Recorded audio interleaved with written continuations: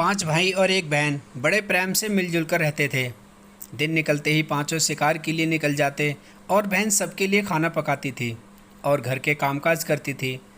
भाई जब जंगल से वापस आते तो साथ में बड़े बड़े जानवर, पक्षी आदि को मार कर लाते। बहन उसके मांस को बड़े चाव से पकाती और सब भोजन करके आनंद का अनुभव करते। ऐसे ही दिन गुजरने लगे। एक दिन की बात है, पांचों भाई जंगल को गए थे। शाम होने चली थी। बहन सबके लिए खाना बना रही थी। जब वह खाने के लिए हरी साग सब्जी काट रही थी, तभी चाकू की तेज धार से उसकी के उंगली कट गई। कटी उंगली से खून की धार बहने लगी। उसने सोचा, यदि भाइयों ने देखा तो वे बड़े दुखी हो जाएंगे। मुझे उन्हें यह बात नहीं बतानी चाहिए। उसने बहते खून को अपनी ओढ़नी में पहुंचना चाहा, किंतु लगा कि उसके भाई देख लेंगे।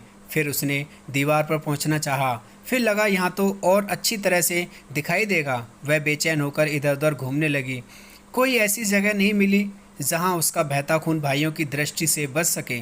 अंत में कोई उपाय न देखकर उसने उसी साग से पहुँच लिया जिसकी वह सब्जी बनाने जा रही थी।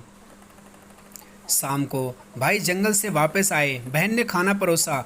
आज पांचों को साग बहुत स्वादिष्ट लगा। पांचों अपनी उंगलियां चाटते रह गए। बहन की बेहद तारीफ की। अपनी तारीफ सुनकर बहन भी खुशी से फूली नहीं समाई। दिन भर के थके होने के कारण पांचों भाई जल्दी ही सो गए। अगली सुबह रोज़ की तरह खा पीकर पांचों भाई जंगल की ओर निकल पड़े। जब शिकार तलाशते तलाशते थक गए, सभी एक पेड़ की छांव में बैठकर आराम करने लगे। बातों बातों में रात के भोजन में बहन के द्वारा बनाई गई साग की चर्चा होने लगी। सब कह रहे थे कि इतनी स्वादिष्ट साग की सब्जी आज तक नहीं खाई। सबने तय किया कि आज इसके बारे में बहन से ज़रूर पूछेंगे और जान लेंगे कि साग में उसने क्या क्या मिलाया था। शाम को पांचों भाइयों ने दोबारा बहन की पाक कुशलता की तारीफ करते हुए पूछा, प्यारी बहन, कल रात के साग में तुमने क्या क्या मिलाया था? बहन बताना नहीं चाहती थी। वह सोच रही थी कि अगर उन्हें पता चला कि उसकी उंगली कट गई है तो सभी बहुत दुखी हो जाएंगे। इसलिए उसने जवाब में कहा, कुछ नहीं। बड़े भाई ने कहा, प्यारी बहना, तुम्हें बताना ही पड़ेगा। मैं जानना चाहता हूँ कि हमारी बहन ने इतना स्वादिष्ट साग कैसे बनाया। तुम्हें मेरी सौगंध है। बड़े भाई का सब सम्मान करते थे। बहन को सच बोलना ही पड़ा। उसने धीरे धीरे सारी बात बताते हुए कहा, बस इतनी ही अपना खून मिला दिया था और ज़्यादा कुछ नहीं। यह सुनकर चार भाइयों के मन में एक कुटिल ख्याल आने लगा। वे सोचने लगे, इसके खून की चंद बूंदें इतनी स्वादिष्ट हैं तो इसका मांस कितना स्वादिष्ट होगा। रात के खाने के बाद पांचों सोने के लिए गए। पांचों में फिर उसी बात की चर्चा छिड़ गई। बड़ा भाई कहने लगा, अरे खून की कुछ बूंदें इतनी स्वादिष्ट हैं तो शरीर का मांस कितना स्वादिष्ट होगा। सबने बड़े भाई की बात में हाँ में हाँ मिलाया। अगले दिन शिकार के लिए जाते समय पांचों ने यह योजना बनाई कि बहन को मारकर उसका मांस बनाएंगे। खूब स्वादिष्ट होगा। पांचवें भाई को अपने बड़े भाई की युक्ति बिल्कुल भी उचित नहीं लगी। वह अपनी प्यारी बहन को बचाने के लिए बेचैन हो गया।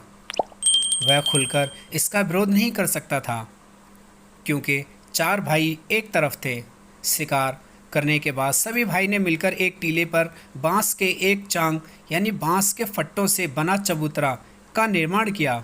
उनकी योजना यह थी कि बहन को फुसलाकर यहाँ लाएंगे, तीर मारकर उसकी हत्या करेंगे और उसका स्वादिष्ट मांस खाएंगे। अगले दिन बड़े भाई ने बहन से कहा, प्यारी बहन, तुम बड़ी हो गई हो और शादी के लायक हो गई हो। मैंने तुम्हारे लिए एक सुंदर से वर की तलाश की है। आज हम उसका घर देखने जाएंगे। तुम्हें भी सच समझकर हमारे साथ चलना होगा। बहन शादी की बात से बहुत खुश हुई। तुरंत तैयार होकर भाइयों के साथ चलने लगी। चलते चलते वह थक गई। वह बड़े भाई से पूछने लगी, मेरा ससुराल अब कितना दूर है? बड़ा भाई बोला, बस अभी पहुंचने वाले हैं। दूर से दिखाई दे रहे टीले पर बने चांग को दिखाते हुए भाई बोला, वह देखो तुम्हारा ससुराल, जहां तुम राज करोगी। यह सुनकर बहन आनंदित हो उठी।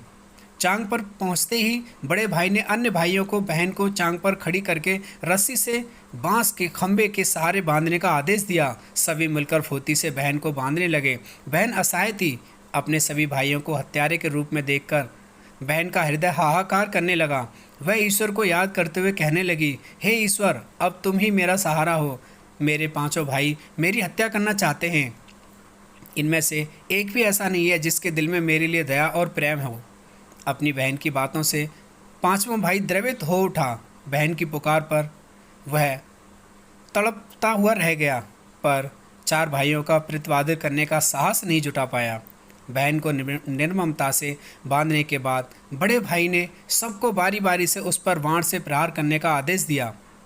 बड़ा भाई हाथों में धनुष बाण लेकर जब प्रहार करने को तैयार हुआ, तब बहन भाई के सामने हाथ जोड़कर करुण स्वर में गाने लगी, मारो मारो भैया छाती में लच करके, भैया छाती में लच करके, तुम्हारा तीर तुम्हारा धनुष जंगल को जाएगा, भैया मारो मारो भैया छाती में लच करके, छाती में लच करके, छाती में लच करके। भाई ने कठोरता दिखाते हुए तीर चलाया, पर उसका निशाना विफल हो गया। इसके बाद दूसरा भाई तीर मारने को तैयार हुआ। बहन ने उसके आगे भी हाथ जोड़कर वही करोड़ा गीत दोहराया, उसका भी निशाना चूक गया। इसी तरह सभी भाइयों ने बारी बारी बहन की छाती को लच करके तीर मारने की कोशिश की। बहन हर बार यही गीत दोहराती रही। चार भाई लक्ष्य भेद करने में असफल रहे। अब पांचवें की बारी थी। चार भाई उसे कहने लगे, पूरी ताकत से तीर चलाना, बहन को एक ही बार में ढेर करना। ये तुम्हारा निशाना चूक गया तो तुम जिंदा नहीं बचोगे, हम सब मिलकर तुम्हें मार देंगे। बहन ने छोटे भाई की जान खतरे में पड़ते देखा। उसने अपनी जान न्योछावर करके उसे बचाने का निश्चय किया। वह ईश्वर से प्रार्थना करने लगी, हे ईश्वर, मेरे भाई का तीर मेरी छाती भेदने में सफल हो जाए। वह करुण गीत गाने लगी, मारो मारो भैया छाती में लच करके, भैया छाती में लच करके, तेरा तीर मेरी छाती भेद जाए, मारो मारो भैया छाती में लच करके, भैया छाती में लच करके। छोटे भाई ने तीर चलाया। उसका तीर बहन के मर्म पर जा लगा। वह दर्द से तड़प उठी। कुछ देर छटपटाने के बाद उसके प्राण निकल गए। वह निस्पंद हो गई। अपनी कुटिल योजना सफल होने पर चारों भाइयों की बाँछें खिल गईं। पांचों ने मिलकर मृत बहन का शरीर चांग से नीचे उतारा। चारों भाइयों ने मिलकर वह शरीर की बोटी बोटी काट डाली। बड़े भाई ने पांचवें को जंगल से लकड़ी और पानी लाने का आदेश दिया। छोटा भाई पानी और लकड़ियों के साथ साथ कुछ मछली और केकड़े ले आया। वह अंदर अंदर बहुत व्यथित था। उसके भाई बहन का मांस बड़े चाव से पका रहे थे। वह अपनी प्यारी बहन का मांस नहीं खा पाएगा। अगर नहीं खाया तो अन्य भाई उसे गाली देंगे। उसने मांस बनाते समय चुपके से अपने साथ लाई मछलियाँ और केकड़े को आग में दे दिया और अपना खाना जुगाड़ किया। चावल और मांस तैयार हो गया। ज़मीन पर केले के पत्ते बिछाकर उसमें खाना परोसा। छोटे भाई ने पहले ही अपने बैठने पर एक छोटा गड्ढा खोद रखा था। उसने अपनी पत्तल में परोसे गए नर मांस को चुपके से गड्ढे में डाल दिया और मछली भात खाने लगा। अन्य भाई बहन की हड्डियां चबाने लगे। वह केकड़ा चबाने लगा। जब सबने बहन के शरीर के स्वादिष्ट मांस से अपना पेट भर लिया तो बड़े ने पांचवें भाई को झूठा साफ करने को कहा। उसने बहन की बची कुची हड्डियां और शरीर के अन्य भाग जैसे सिर, नाखून, पंजे आदि सभी इकट्ठा करके उसी गड्ढे में डाल दिया और मिट्टी से ढक दिया। कभी कभी लोग स्वार्थ में आकर अपनों को भी नहीं छोड़ते। दोस्तों, वीडियो और भी ज़्यादा लंबा ना हो इसलिए यहीं समाप्त करते हैं। ये कहानी तो और भी बड़ी है। आप चाहो तो दूसरा भाग बना दूंगा। उसके लिए कमेंट ज़रूर करें और चैनल को लाइक, शेयर और सब्सक्राइब ज़रूर करिएगा। दोस्तों, हमेशा अपनों का साथ बनाए रखिए, विश्वास बनाए रखिए और ऊपर वाला आपको हमेशा खुश रखे, मैं ऐसी कामना